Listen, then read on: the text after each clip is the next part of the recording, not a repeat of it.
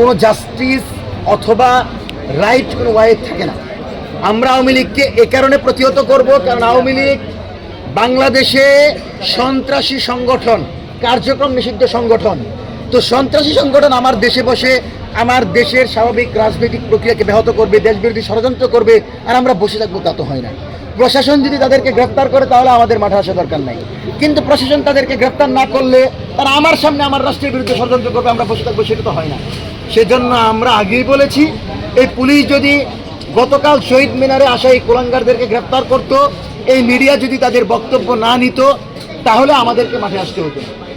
কিন্তু আমরা দেখেছি হাসিনার নামে শ্রদ্ধাঞ্জলি দিয়ে তারা বক্তব্য দিচ্ছে আর সকল মিডিয়া ধরে বসে আছে। তা আপনি যদি এই পরিবেশ নিশ্চিত করেন, তাহলে আমাদের নিজেদেরকে রক্ষা করার জন্য, আমার মা মাটি মানুষকে রক্ষা করার জন্য, বাংলাদেশের গণতান্ত্রিক প্রক্রিয়া সুষ্ঠুভাবে পরিচালনার জন্য আমাদেরকে দাঁড়াইতে হবে। আমাদেরকে জেল জুলুম যাই দেন, আমাদেরকে যদি গুম করেন, জেলে ভরেন, আঘাত করেন, তাতে আমাদের কিচ্ছু যায় আসে না।